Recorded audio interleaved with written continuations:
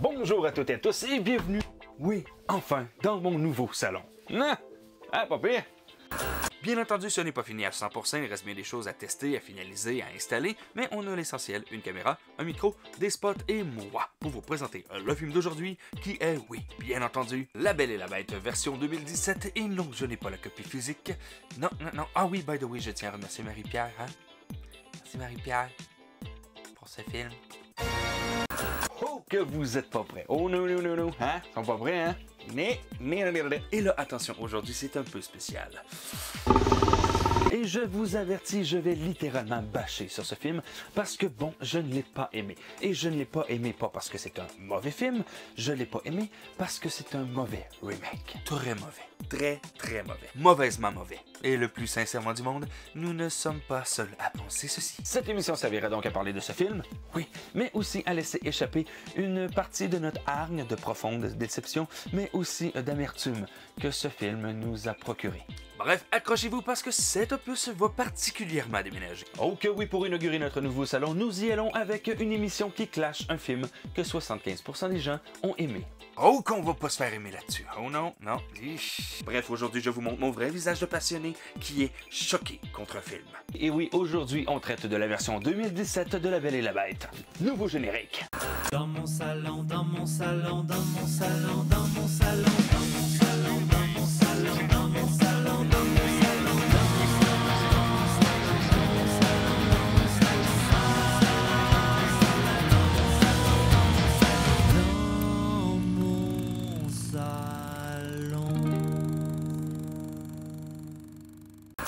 Le film d'aujourd'hui nous a été pondu par Monsieur William Bill Condon, né le 22 octobre 1955 à New York City. Il nous est présenté comme un scénariste et réalisateur américain, amoureux depuis toujours des comédies musicales. Et c'est pourquoi le merveilleux film de 1991 s'est transformé en une pâle copie d'un show de Broadway. Après ses études, il devient journaliste dans des magazines spécialisés dans le cinéma, tels que The Millimeter Magazine ainsi que American Film.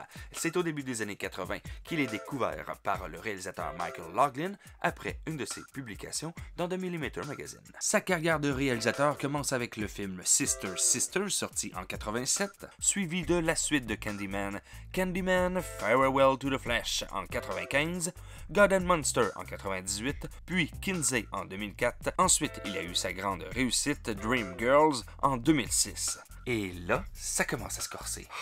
Après une longue absence, il réalise les deux derniers films de la saga Twilight en 2011 et 2012, puis ensuite The Fifth Estate en 2013, Mr. Holmes en 2015, et en 2017, enfin, oui, il nous livre La Belle et la Bête. Et je dois absolument vous dire que c'est M. Condon qui a insisté auprès de Disney pour que ce remake soit une comédie musicale. Parce que, comme on dit, tant qu'à gâcher un film, allons-y solide! Et malgré le fait que Disney ne voulait absolument pas refaire encore une fois cette comédie musicale, et malgré le fait que personne au monde veut de comédie musicale, mais c'est vrai là, et malgré le fait que M. Condon savait pertinemment que les gens, les fans, ceux qui voulaient, bon, à la base, un remake, ne voulaient pas de comédie musicale, eh bien, il l'a fait pareil. Oui, il l'a fait! Il y a quelque chose qui me chicote un tout petit peu à la base. Pourquoi est-ce que Disney a donné la réalisation du remake d'un de leurs plus gros succès à M. Bill Condon? Homme qui a réalisé 9 longs métrages avant La Belle et la Bête, dont 6 sur 9 sont absolument oubliables. Homme qui, entre 2005 et 2011, n'a rien produit, et homme qui nous a bousé la face avec les deux derniers opus de Twilight, lors de son retour en 2011 et 2012. Homme qui pourtant nous a pondu un excellent Dreamgirls en 2006, film qui a gagné une vingtaine de prix un peu partout, et là, eh bien, il nous donne ça. Incompréhensible. Bon, doit-on vraiment faire un résumé du film pour arriver à une critique plus juste? Oui?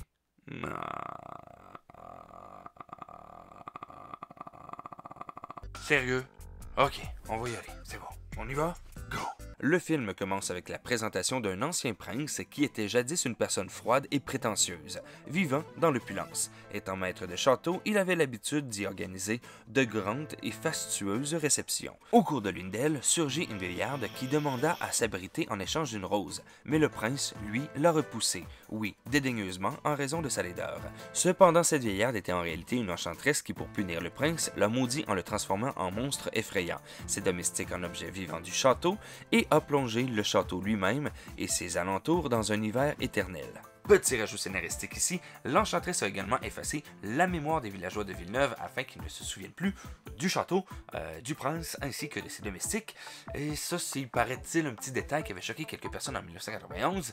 Mais bon, hein, moi c'est un détail que je on n'a rien à foutre, sérieux. Le seul moyen de lever le sort pour la bête est de trouver une personne à aimer et qui l'aimera en retour elle aussi.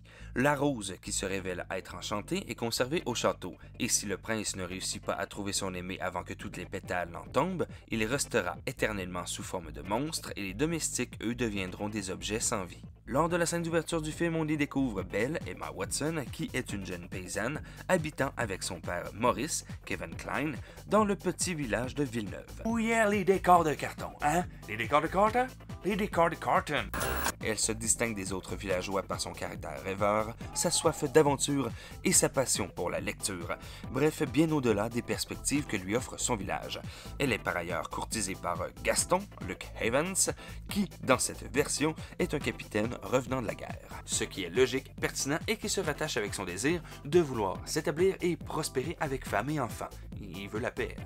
Gaston donc qui fait chavirer le cœur de toutes les autres filles qui, elles, le laissent complètement indifférent. Un jour... attends, là, on n'a même pas parlé de la chanson du début. Hein? La chanson? Non, je vous en parle pas, non. Je vais vous en parler tantôt. Il y a déjà beaucoup trop de choses à dire, là. Un jour donc, Maurice, qui est créateur de boîtes à musique, doit se rendre hors du village afin de vendre ses boîtes à musique au marché. Et où sa machine à couper du bois? C'est plus un inventeur. Et non. Ben oui, parce qu'il invente des petites boîtes à musique puis c'est un artiste, mais c'est Belle qui tient le rôle d'inventeuse. Oui. Ah, ok. En chemin, un éclair tombe sur un arbre, forçant le brave homme à emprunter un chemin de substitution. Bientôt, il se retrouve dans une partie de la forêt où la neige commence à tomber. Il se pose, oui, des questions, mais continue à s'enfoncer dans cette forêt enneigée, en dépit du fait qu'on soit en plein mois de juin. Et en plus, il dit... All right, boys, just a bit of snow. In June.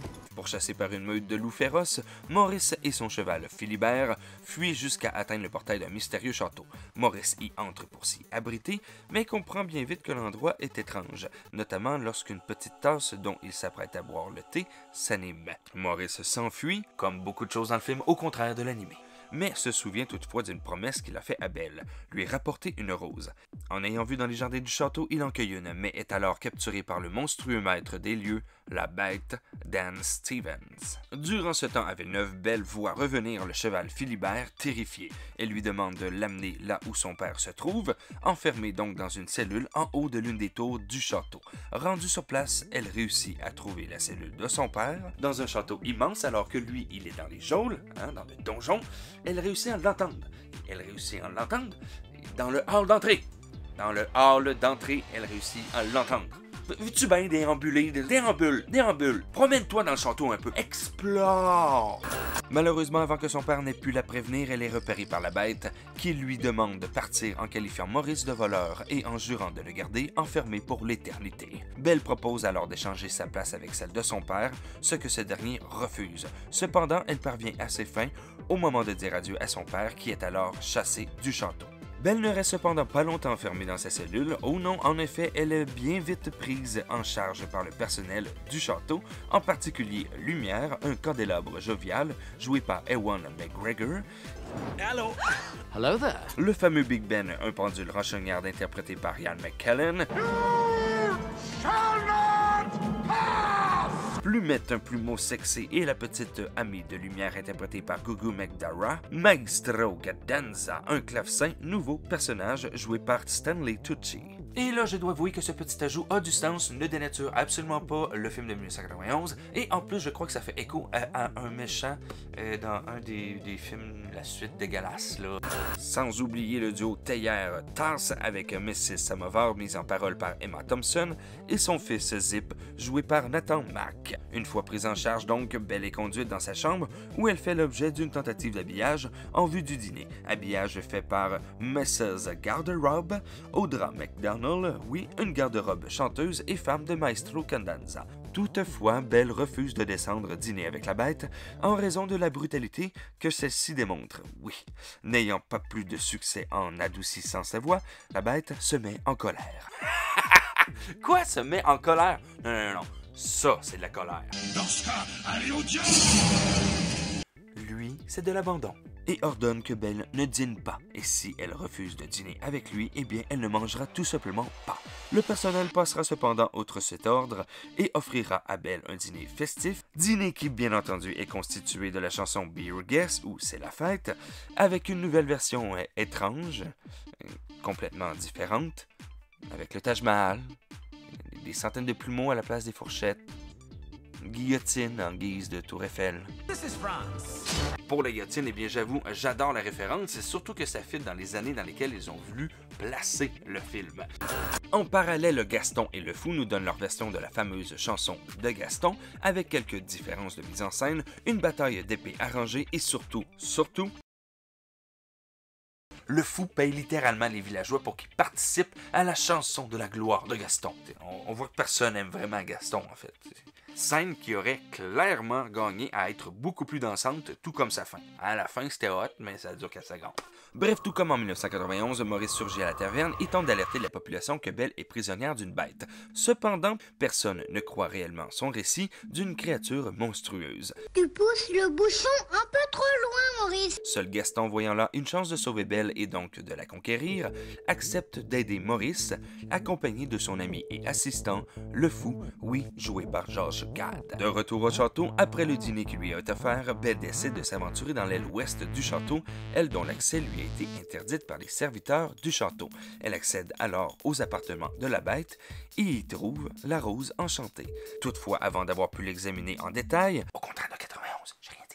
Elle est repérée par la bête qui, folle de rage, lui ordonne de s'en aller. Belle, elle, sourde aux protestations et supplications des serviteurs qui voient en elle la personne qui pourra lever leur malédiction, quitte le château avec Philibert. Elle est toutefois attaquée par les loups dans la forêt et ne doit, oui, son salut qu'à la bête qui s'interpose. La bête, qui est malheureusement blessée pendant le combat, et Belle, elle, eh bien, ne peut se résoudre à l'abandonner, le ramène donc au château pour le soigner. Ouais.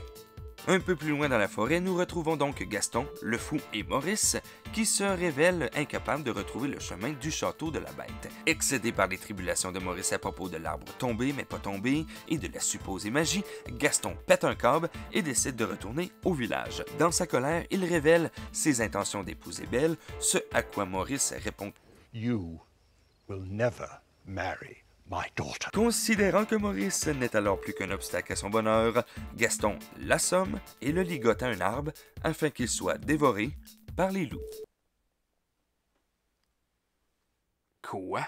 Gaston l'assomme et le ligote à un arbre afin qu'il soit dévoré par les loups. Attends, wow! Hein? Quoi? Wow, attends, il est manqué un bout, visiblement. Depuis quand Gaston est un fou malade dégénéré dans la tête qui tue des gens à grands coups de gueule de loup d'en face? Pourquoi encore changer de scénario? Pourquoi? Le fait que Maurice se perde tout seul dans le bois en cherchant un château pour aller secourir sa fille, ça suffisait pas? Non, il fallait rajouter un psychopathe qui va le laisser en pâturage au loup, hein? Et d'autant plus, on va rajouter une petite couche, là. Agathe, la villageoise pauvre, qui passe comme miraculeusement par là, sauve Maurice d'une mort certaine et le soigne. Bon. Belle, quant à elle, apprend alors avec tristesse de son côté que si le prince a eu ce comportement si détestable qui a conduit à sa malédiction, c'est à cause de l'éducation que lui a donnée son père après le décès de sa mère, et parce que les domestiques n'ont jamais osé s'y opposer. Un merveilleux petit rajout scénaristique, certains diront, afin de mieux comprendre la personnalité de la bête. Oui, mais la méchanceté, ça existe. Les gens profondément méchants, ça existe. Et c'est ça qui est beau avec ce lot de 91, c'est que la Belle vient atténuer la méchanceté de la bête. Là, il n'y a comme rien qui se passe. Mais là, encore une fois, il faut expliquer et justifier, hein? Pourquoi les méchants, hein? Pour nous, simples et pauvres spectateurs, expliquez-nous, s'il vous plaît. Puis en plus, c'est avec une nouvelle chanson. Belle commence alors à éprouver de la sympathie pour la bête, notamment lorsqu'elle découvre qu'ils partagent une passion commune, la lecture. Elle est donc émerveillée par la bibliothèque de la bête et commence alors à se lier d'amitié avec son ancien geôlier. Elle est quoi, t'as dit? Émerveillée. Oh, que c'est raté comme scène, ça. Aïe aïe. Ouch! La bête et la Belle partagent des dîners et aussi quelques petits moments privilégiés lors de promenades dans le parc du château. Mais un jour, oui, la bête montre à Belle un livre magique que l'enchanteresse lui a aussi donné, conférant la faculté de se téléporter à un endroit donné. What? TP, il se TP, téléporte! TP, on est où, là? Belle choisit donc de se rendre là où elle est née, à Paris, et c'est là qu'elle découvre avec la bête que sa mère est morte de la peste noire et que son père Maurice et elle ont dû quitter Paris à la hâte pour éviter d'être contaminés à leur tour. Oh là là là là, ben non man, que j'en ai rien à foutre de même de l'histoire de la mère à Belle. Information complètement superflue qui vient boucher les trous dans l'imagination de certaines personnes qui ont un besoin viscéral de tout se faire expliquer. La bête s'excuse alors d'avoir séparé Belle de son père et d'avoir qualifié ce dernier de voleur. De retour au château, la bête, tombée amoureuse de la Belle, s'enhardit un jour à l'inviter à danser dans la grande salle du château. Belle accepte, à son grand désarroi, car il ne croit absolument pas à ses chances de pouvoir séduire Belle et de lui avouer ses sentiments. Un grand classique. Il est cependant soutenu par ses domestiques qui l'aident à se préparer pour ce grand moment de féerie dont ils ressortent tous deux enchantés. Cependant, Belle apprend que son père Maurice a des ennuis. Sauvé par la villageoise Agathe, jouée par Atimor Rahan, il est revenu au village et accuse Gaston d'avoir tenté de l'assassiner. Cependant, incapable de le prouver étant donné que personne croit cette chère Agathe et que le fou refuse de témoigner contre son ami, Gaston le fait alors enfermer en alléguant qu'il est fou. Du même coup, la bête libère Belle en lui disant d'aller aider son père, au grand désarroi de ses domestiques qui voient les chances de lever la malédiction s'envoler. Alors il chante une autre chanson inventée, oui, qui n'a pas trop sa place. C'est-tu un remake ou pas là? Belle arrive enfin au village et montre aux villageois l'image de la bête dans le miroir magique, afin de leur prouver son existence et de laver l'honneur de son père. Gaston et les autres considèrent que Belle a été ensorcelée par la bête, ils l'enferment avec son père et se lancent à l'assaut du château afin de tuer la bête. Au château, la résistance s'organise et les domestiques repoussent tant bien que mal les villageois. Gaston parvient à passer et monte tout en haut de la tour où se tient la bête, et lui tire donc dessus avec un fusil de chasse. Un fusil. Gaston lui tire dessus à plusieurs reprises, enragé de voir que Belle, qui s'est échappée, est revenue au château juste pour lui. Cependant, les derniers pétales de la rose enchantée tombent, aggravant l'effondrement du château et notamment du pont sur lequel se tient Gaston, qui, oui, chute mortellement dans le vide. De façon très décevante, oui, un petit clin d'œil à la chute épique de 1991 aurait été apprécié, étant donné que c'est supposé être un fucking remake. La bête, quant à elle, gravement blessée, commence à mourir dans les bras de Belle, tandis que les domestiques prennent tour à tour définitivement la forme d'objets. Cependant, Agathe, qui s'est également introduite au château, voit Belle confesser son amour pour la bête. Elle se révèle alors être l'enchanteresse et consent à rendre sa forme originelle au prince. La bête retrouve donc forme humaine, de même que le personnel du château. Un grand bal est alors organisé au château avec les villageois pour fêter l'événement et le mariage de Belle avec le prince. Tout est bien qui finit bien, hein? Oui. Et non, maintenant, on s'attaque au film. La nouvelle version de La Belle et la Bête présentée par Disney en 2017 était-elle vraiment nécessaire?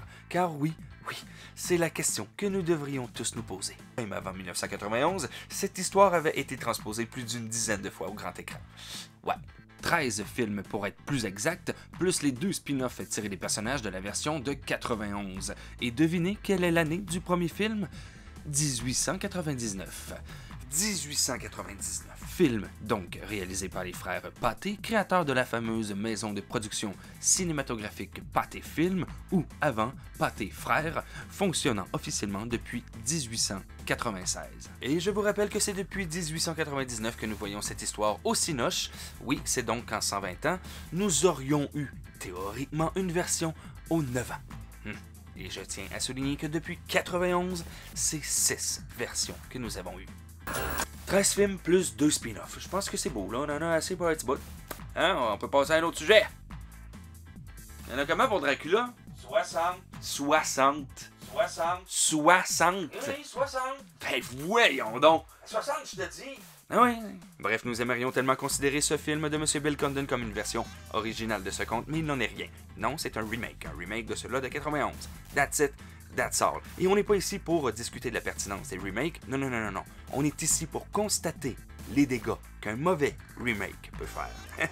Et là, afin que vous compreniez vraiment pourquoi je trouve ce remake si affligeant, je dois vous partager ma petite histoire avec ce film. La Belle et la Bête est mon premier souvenir de moi assis dans une salle de cinéma avec ma mère, mon popcorn à la main, à regarder un film qui va changer ma vie à jamais. Ce film a pour moi une importance capitale dans le cinéphile que je suis devenu et même avec la personne que je suis devenu. Car oui, les amis, l'art forme le monde. Et là, avec ce merveilleux remake, eh bien, j'ai tout simplement pu admirer mon enfant se faire déchiqueter à grands coups de ça. De ça. Ou bien de ça. Alors c'est non, non, non, non et renon. Je le dis, je le répète, la version de 2017 n'est pas un mauvais film. Ceux qui n'auront jamais vu le premier opus vont apprécier sa magie, c'est beau, c'est bien fait, mais pour moi, c'est une ignominie sans nom d'avoir touché à ce classique et d'en avoir fait une pâle copie. On y va! Pour commencer, on y va léger, oui, on ne change pas les mots dans une chanson de Disney. Je répète, on ne change pas les mots. Et ça, c'est la moindre des choses. Merde, je m'en contrebranle des arguments à la con. Les paroles étaient correctes il y a 30 ans. Ben, c'est ça. Touche pas. Tu ne lui touches pas. C'est quoi le fuck? Tu veux juste faire chier les gens dans la salle qui vont être en train de chanter pour leur couper leur plaisir, c'est ça? C'est ça, hein? Je sais que c'est ça, je sais que c'est ça. Premièrement, une chanson à la base, tu touches pas à ça. Et deuxièmement, si tu veux y toucher, eh ben, tu t'assures de le faire comme faut. Là, c'est bien plus qu'un match, c'est un échec. Je suis désolé. Bon, tantôt on en a pas parlé, mais maintenant on peut, oui, la première scène du film. Vous savez la chanson dans le village, oui? On va se le dire, là, c'est mauvais. Hostie que c'est mauvais. Point barre, c'est mauvais. Non seulement on dirait un opéra manqué, mais les décors nous donnent l'impression que c'est une comédie musicale bancale, faite avec les retards d'une autre production. Où est la magie du village? Où sont les frissons que les villageois me donnent dans les dessins animés quand ils chantent tous en chœur? Ben, pas là. Forget it, man. Oublie ça. Ils sont pas là, des PNJ, pas down. Pas down. On dirait que les acteurs ne sont même pas impliqués émotionnellement, et ça, c'est sans parler de Watson, qui déambule sur ce plateau de cinéma en profitant du fait qu'elle soit dans un Disney. Et peut-on m'expliquer pourquoi est-ce que le bibliothécaire un petit peu farfelu a été remplacé par un prêtre? Un prêtre qui donne des livres qui ne sont pas des bibles en 1700? Non. Parce que oui, bon, le remake a été placé sur une ligne du temps, et il se situe entre 1750 et 1770. Et... Attends, wow. Tu dis que le bibliothécaire jovial, un petit peu fou, là, il a été remplacé par un prêtre. Un prêtre. Qu'est-ce que la religion va voir là-dedans? Là? Et là, je prends mon ton sérieux, je sais pertinemment que c'est glissant comme terrain, que j'en vois pas un me traiter de raciste, c'est juste qu'un prêtre noir en 1700, c'est impossible. Et juste à titre d'information, c'est en 2013 que Paris a accueilli son premier curé noir. Donc imaginez en 1700. Je n'ai rien à dire sur un personnage ayant des origines africaines dans ce film, au contraire, c'est logique, il y en a aussi. Ils auraient juste pu choisir n'importe quel autre personnage, mais pas un prêtre. Non, hein, c'est n'importe quoi. Déjà qu'en 1700, la religion catholique et sa fameuse relation avec les gens de couleur étaient pas très bonnes, et déjà que la religion en 1700 et le droit des femmes, c'était pas fort. Tant qu'à mettre un personnage ecclésiastique, pouvez-vous faire votre job comme il faut, s'il vous plaît? Et puis bon, oui, il y a quoi, une douzaine de livres à tout casser? Très impressionnant, le bibliothécaire, surtout que cette scène, bon, est supposée appuyer le fait que Belle lit beaucoup et vient renforcer la puissance de la scène de la bibliothèque dans le château, mais là, il y a 12 livres sur la tablette. 12 livres. 12 livres. Et nous en sommes toujours à la première scène. Hein? Ça va bien. Petit détail, comme dans beaucoup de films, il y a des scènes superflues, et là, il y a aussi des chansons complètement inutiles. Mais là, ce qui m'agace, c'est que c'est supposé être un remake de cela de 1991, puis ça, il n'y en avait pas. Hein? Dans celle-là de 91. Et on va prendre comme exemple la fabuleuse, la fameuse, la dégueulasse scène du voyage à Paris, en plus bon de rajouter un livre magique comme objet enchanté, livre qui n'a absolument aucun rapport, what the fuck man, et qui n'apporte absolument rien au récit, alors que le miroir suffisait amplement à créer une fenêtre. Non seulement, on s'en fout littéralement de cette scène-là, mais en plus, j'en ai absolument rien à foutre de ce qu'est devenu la mère à Belle. C'est gras, c'est ras, hein? Ben c'est ça, j'en ai rien à foutre. Excusez, oui, le fait que Belle n'ait plus sa mère a été accepté par des millions de personnes depuis 91. Hein? Personne n'a eu le besoin vital de se faire expliquer pourquoi. Pourquoi toujours tout expliquer aux spectateurs?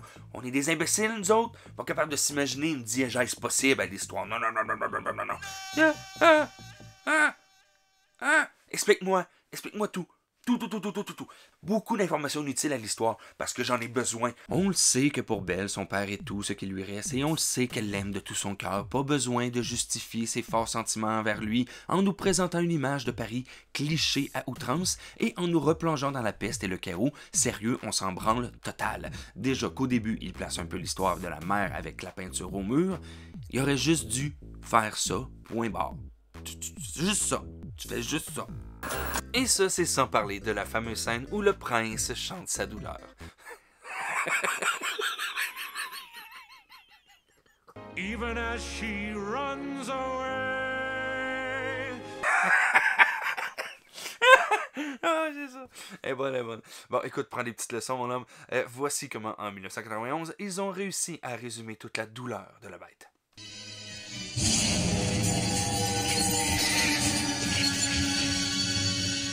Boum! Ça, c'est de la souffrance, hein? Ça, c'est l'amour qui fait mal. C'est ça qu'on veut, asti. Pas une chanson de Mixmania qui a le tort. On veut de la mélancolie, de la hargne, de l'amour, de la rage, asti. Pas un hamster de 300 livres qui pleurniche, hein?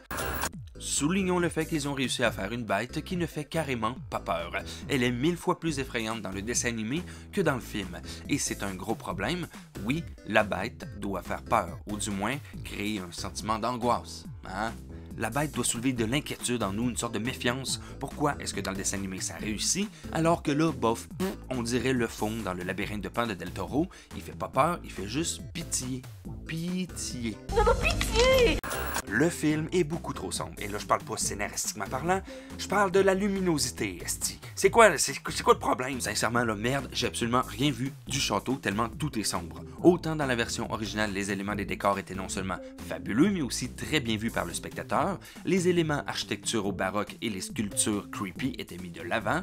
Mais là, c'est sombre. Oui, c'est un vrai château, mais peut-être un équilibrage des teintes de gris aurait donné plus d'envergure et de magnificence à ce château, justement. Parce que là, j'ai même pas pu en profiter.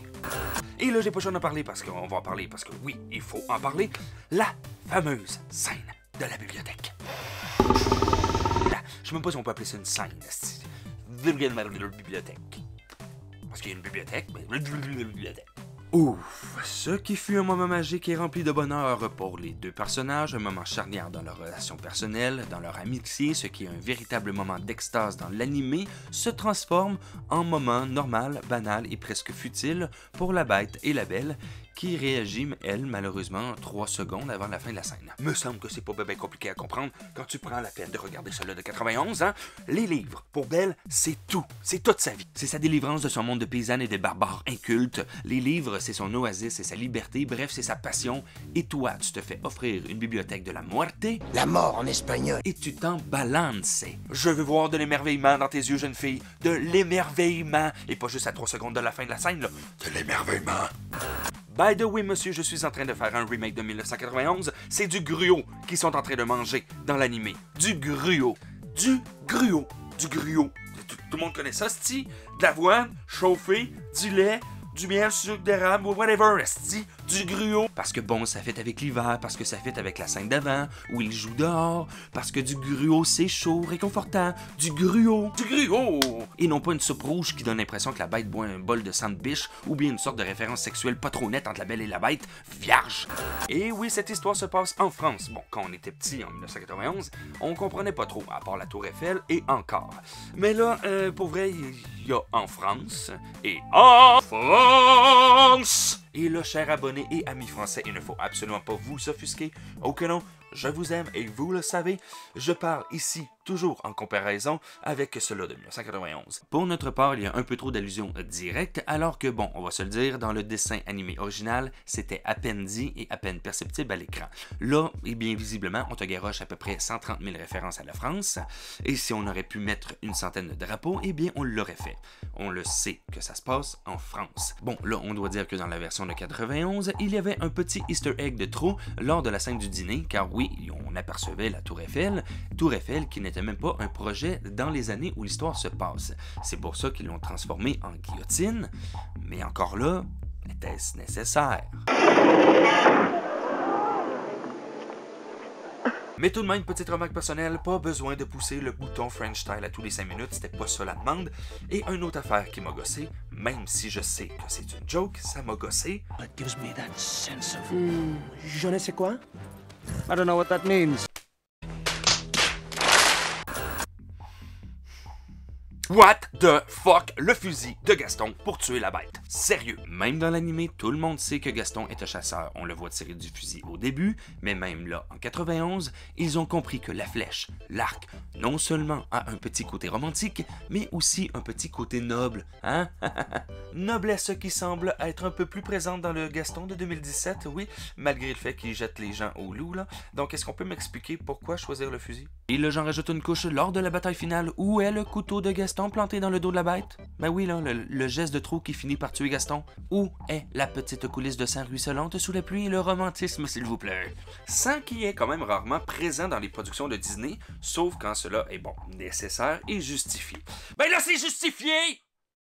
Voyons donc! Je demande pas des litres de sang, moi je demande juste une petite coulisse. Je peux dire qu'il est blessé. Il est blessé, il y a un bobo. Il est bang, il a tiré dessus. Gaston est véritablement un méchant, un vrai. Profondément, fondamentalement parlant, Gaston est méchant et il est prêt à tout pour arriver à ses fins, c'est-à-dire posséder Belle.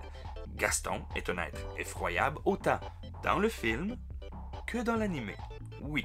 Alors, est-ce que quelqu'un ici peut me dire où est la belle, la savoureuse, la irréversible chute dramatique de Gaston dans le vide provoquée par la bête? Hein? Chute qui indique du même coup que Gaston est l'un des méchants de Disney qui ne reviendra jamais? Non? Ben c'est ça, elle est pas là. Petite anecdote ici pour ceux qui ne le savaient pas, lorsque Monsieur Gaston de 1991 chute mortellement, eh bien on peut apercevoir pendant une fraction de seconde dans ses pupilles une tête de mort, signe que Monsieur Gaston ne reviendra jamais. Oui, Gaston chute, mais ce n'est pas la bête qui en est la cause, mais le château qui se dérobe sous ses pieds. On ne voit pas la terreur de Gaston face à la mort imminente, aucun clin d'œil à la tête de mort dans l'œil. Tout ce qu'on entend, c'est un pouf sourd. Et je suis certain qu'à la maison, vous êtes en train de vous dire « Mais Monsieur Salon, vous qui êtes visiblement de mauvaise foi avec ce film. » Oui, effectivement. Plusieurs fois j'ai ri, ma cinéphilie a été titillée, et à quelques endroits, j'ai même été agréablement surpris. Mais malheureusement, sans plus. Hein, même parfois, j'ai été outré. Pour commencer, soulignons le point le plus fort du film, avoir changé la fin. Oui, merci d'avoir changé la fin, afin qu'elle soit plus poignante, plus dramatique, plus intense. Qui ne souffre pas de voir Mrs. Samovar appeler son petit Zip pour le voir une dernière fois?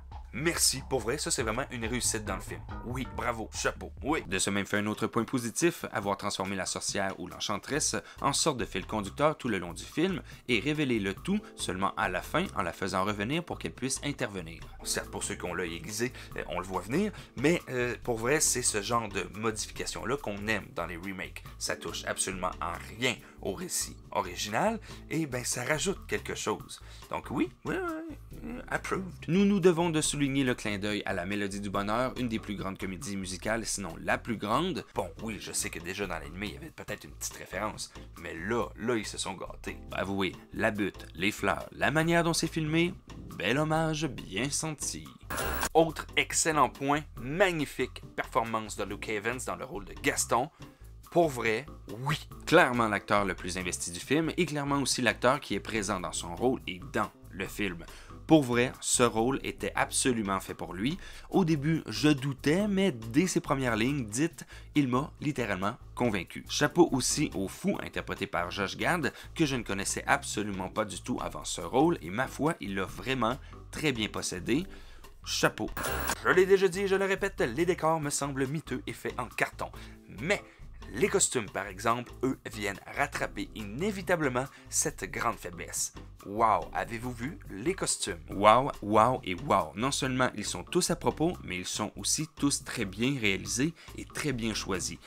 Entre autres, bon, on n'a pas le choix d'en parler, la robe or de Belle était toute qu'une prouesse à faire et à rendre aussi magique que l'animé, mais là, c'est réussi à 100%. Ah, mais vous savez, tous ces bons mots, si nombreux et petits soient-ils, n'apaiseront jamais ma haine viscérale envers ce genre de film, et ils ne répondront non plus jamais à cette question qui m'insupporte de garder pour moi, c'est-à-dire, pourquoi les remakes? Aux sceptiques que tout comme nous qui se demandent si tous ces reboots et remakes sont bien nécessaires dans l'industrie du cinéma, eh bien le géant, oui d'Hollywood, Disney, justifie sa décision comme ceci. nous trouvons qu'il était grand temps de présenter ces histoires aux nouvelles générations. Hostie de phrase de moron capitaliste, hein? Alors payez pour aller voir le film. Hein? Puis vous allez le faire, on le sait. Premièrement, à la base, si ça l'a pogné, c'est parce que c'était A, des dessins animés, et que B, c'était Disney.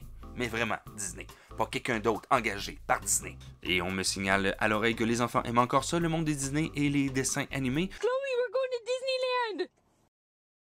Donc déjà là, cet argument ne tient absolument pas la route. Et puis bon, une bonne fois pour toutes, l'art et l'esprit capitaliste ne font vraiment pas bon ménage. Et si oui, eh bien je vous assure que cela ne perdure jamais dans le temps. On est en 2019, là, soyons honnêtes. Si tu veux refaire des films pour faire de l'argent, eh bien ne viens pas prétendre, s'il te plaît, que c'est pour faire découvrir les histoires aux nouvelles générations. Non, parce que les ressortir en DVD classique, puis ensuite en Blu-ray 4K Mega Sharp in the Dash, aux 2 ans, c'était visiblement pas assez, parce que se fier aux fans et aux cinéphiles qui vont anyway les montrer à leurs enfants n'était pas suffisant, parce que se fier à la curiosité des futures générations qui ne voudront certainement pas voir ce qui se faisait dans le temps n'est pas plausible. Alors oui, refaisons encore une fois le même film, hein? Allez tout le monde! Mais cette fois-ci, en vrai personnage de synthèse, oui, refaisons-le, mais pas trop pour les enfants, truffé de bon vouloir dans la réalisation et dans la conception, mais sans résultat vraiment probant. Disney.